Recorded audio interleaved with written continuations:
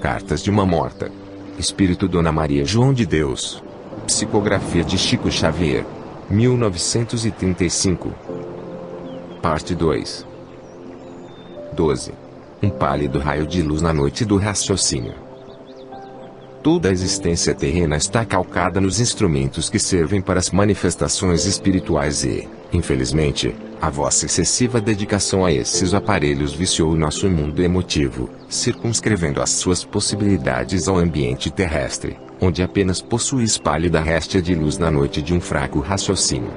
Não soubestes, contudo, dentro da pequenez educacional, que vos foi parcamente ministrada, descerrar o velário angusto que encobre o santuário infinito da vida, acomodando-vos entre as acanhadas concepções, que vos foram impingidas pelas ideias religiosas e que amesquinham a grandeza do Criador do Universo, na fase do orbe que vindes de abandonar. Criar um local fantástico de gozo beatífico ou de sofrimento eterno e inelutável, centralizar a vida em um globo de sombra, é somente obra da ignorância desconhecedora da onipotência e sabedoria divinas. É que a vida não palpita, apenas, no mundo distante, onde abandonastes as vossas derradeiras ilusões, em toda parte, ela pulula triunfante, e o veículo das suas manifestações é o que se diversifica na multiplicidade dos seus planos. Os mundos são a continuidade dos outros mundos e os céus se sucedem ininterruptamente através dos espaços ilimitados. 13. Na pátria comum de todas as almas.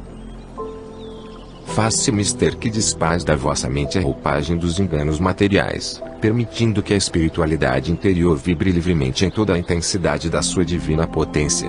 Tendes o intelecto atulhado de lembranças nocivas, as quais precisais alijar para o reencontro da felicidade. Não vos demoreis em fazê-lo. O corpo de vossas impressões persiste, desastrosamente, impelindo-vos a vertiginosas quedas sobre os pauís, de onde regressastes, repletos de saudade e de amargurada tristeza. Considerai o verdadeiro panorama da vida universal, sistema de mundos venturosos, enchem o universo de harmonias excelsas. Entre as distâncias infindas do éter, descobrem-se terras de encantamentos e divinas grandezas.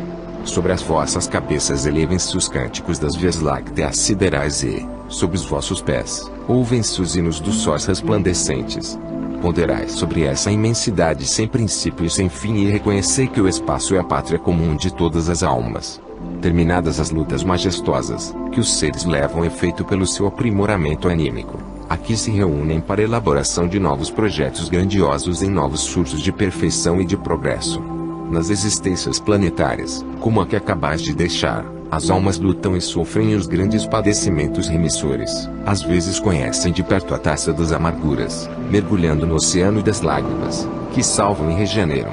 Aí nessas arenas augustas do aprendizado e da redenção, cauterizam-se feridas cancerosas, curam-se úlceras malignas, aprimoram-se sentimentos desviados da sua pureza, crescem os empreendimentos felizes, e conhece-se o grande ensinamento da felicidade, oriunda da solidariedade salvadora. 14. Os venturosos. Venturosos são os que se conduzem através de todas as barreiras e percalços, com o estandarte luminoso da fé, distribuindo os inesgotáveis bens da sua piedade e do seu amor. Vivem serenos na paz de suas consciências, entre as ambições corruptoras que os perseguem ao longo dos caminhos, e seus dias representam um inaudito esforço de resistência contra o mal deprimente e oprobrioso. Padecem continuadamente, e tombando nas batalhas morais, sangrando de dor, mas envolvidos no halo bendito da esperança e da crença, despertam jubilosos para a existência verdadeira, onde o egoísmo é uma palavra desconhecida e a confraternização universal é a mais legítima das realidades. Retemperam as suas forças, trabalhadas pela intensa luta da vida, nos arquipélagos dourados de paz e de repouso no infinito dos espaços e assim se preparam para outras refregas, para outras iniciativas, na interminável e abençoada atividade espiritual, a fim de que se dilatem as suas potências em todos os domínios da sabedoria e do amor. Irmãos bem-amados, alimentemos o anelo da vida perfeita.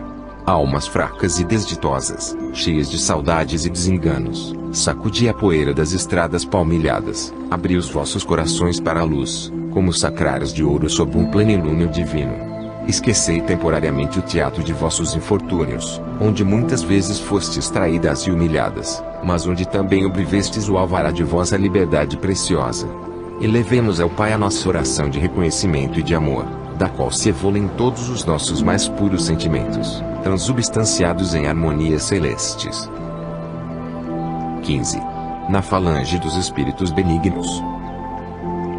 Terminada que foi a locução, pronunciada com a mais sagrada das eloquências e que, de modo geral, imperfeitamente reproduzo, com os meus olhos nublados de pranto, ouvi os soluços de muitos dos circunstantes, que choravam sob o império da mais forte emoção. Então oramos, acompanhando os inspirados impulsos daquele enviado celeste, que procurava incutir-nos a fé, a esperança e a resignação, através das suas palavras compassivas e piedosas. Um luar indescritível, projetando-se na tribuna que lhe guardava ainda a luminosa figura, banhou as nossas frontes, e pude observar que a atmosfera se impregnava de capitoso perfume. Percebi ainda que, sobre as naves encantadas do templo, profundamente caíram flores iguais às rosas terrenas, mas que se desfaziam ao tocar em nossas cabeças como taças fluídas de luminosidade e de aroma. Ah, como chorei naquele dia! Minha alma frágil se comovia sob indômita emotividade, mas, desde aquele instante, incorporei-me à grande falange dos espíritos benignos que morejavam em suas tarefas ao lado da terra, trabalhando pelo bem dos seus semelhantes, beneficiando-se simultaneamente no mais útil dos aprendizados. 16. Reencontrando uma feição do passado. Muitos encarnados, que têm ouvido as diversas explanações quanto à vida dos espíritos nos planos da erraticidade, fazem uma falsa concepção do vocábulo, imaginando que a existência errática das entidades se processa por jornadas intermináveis, sem um objetivo definido, sem uma organização que regule o fenômeno das suas atividades nos espaços.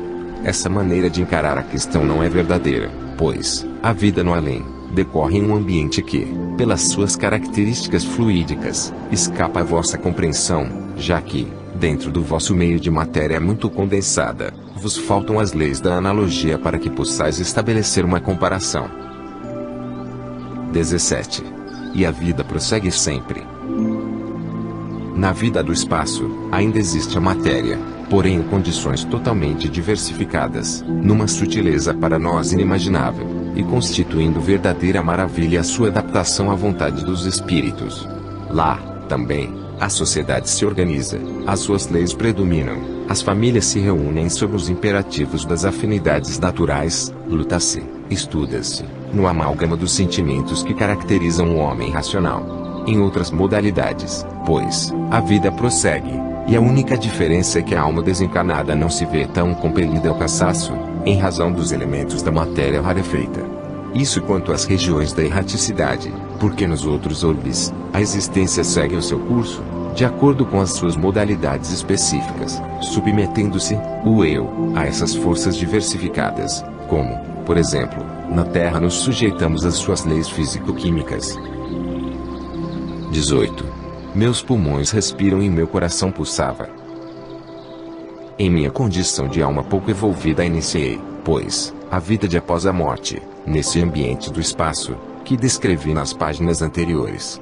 Decorrido o tempo inolvidável em que divisara a figura sublime daquele mentor espiritual, que viera caridosamente balsamizar as minhas feridas e as daqueles que formavam a grande turba de meus companheiros pela saudade e pelo sofrimento, embora me sentisse relativamente feliz. Pressenti o coração pungido pela angústia da distância, que me separava do mundo que eu deixara. Os laços afetivos, os hábitos, os pequeninos nadas de minha existência estavam inteiramente comigo. Um dos meus primeiros pensamentos de estranheza foi o de compreender que havia morrido e, ao mesmo tempo, conservar o meu corpo, o qual, segundo o bom senso, fora entregue à terra. Constatei que os meus pulmões respiravam e o meu coração pulsava com absoluta normalidade. Tais pensamentos afligiram-me. Preocupava-me, apenas, o isolamento em que me encontrava naquele ambiente, para o qual fora arrebatada, sem um preparo prévio. É verdade que me via envolvida numa onda de simpatia por parte de quantos se abeiravam de mim. Todavia, a minha angustiosa estranheza crescia a ponto de me fazer chorar. 19. O guia invisível. Nesse interim, elevei fervorosamente a minha prece a Deus, ouvindo, em resposta, a voz de um ser que me elucidava. Maria, minha filha, estás ingressando na existência real. Esquece tudo quanto se relaciona com os teus dias na terra. e busca atenuar a saudade que te calcina, porque as portas do teu lar terreno fecharam-se com os teus olhos. Por enquanto não me podes ver, porém, fui aquele que te orientou em meio dos labirintos do planeta que abandonaste.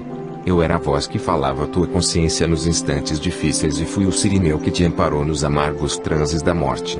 Acompanhei os teus passos quando te afastaste das trevas do sepulcro, e a minha mão estava unida à tua quando erravas na obscuridade da incompreensão. Desde o momento bendito que entendeste em verdade a tua situação, tenho espargido claridade sobre a tua razão e sobre a tua fé.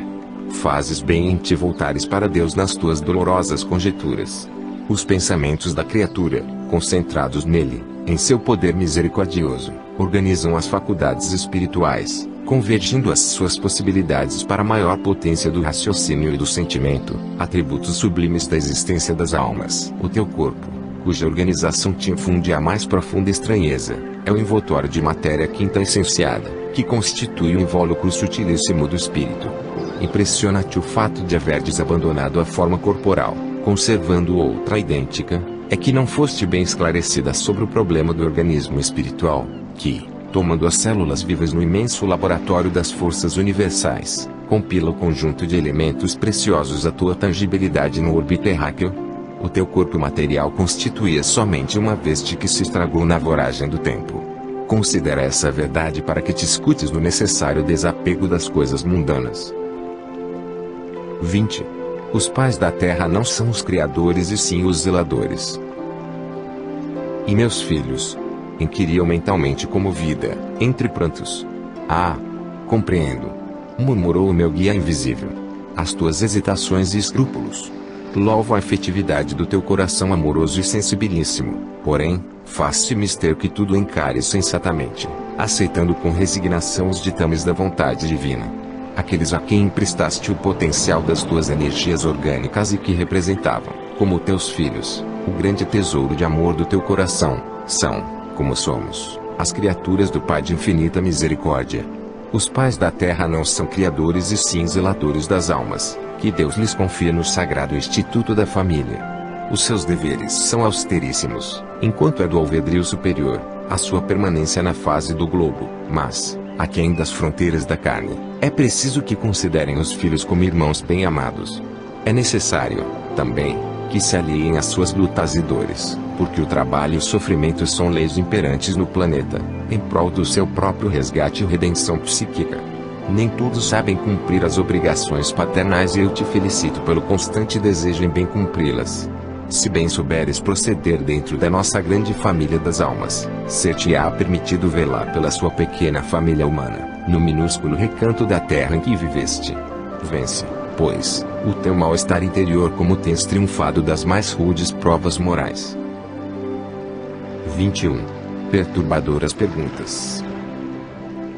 Escutei elevada aquela voz dulcíssima, que me embalava com as suas tonalidades maviosas e enxuguei as lágrimas, sentindo-me mais disposta a afrontar a minha nova situação. Ao meu lado inúmeras almas se conservavam silenciosas, abatidas, e outras retiravam-se em companhia de espíritos fraternos. Acudiram-me, então, ao cérebro, esvaído pelo acúmulo de emoções, as mais perturbadoras perguntas. Eu estaria ali sozinho, em relação aos seres amigos que me haviam precedido no além? Não poderia reconhecer uma das antigas afeições da terra. Antes do meu regresso às paragens siderais, não havia voltado a elas quem fora minha idolatrada mãe.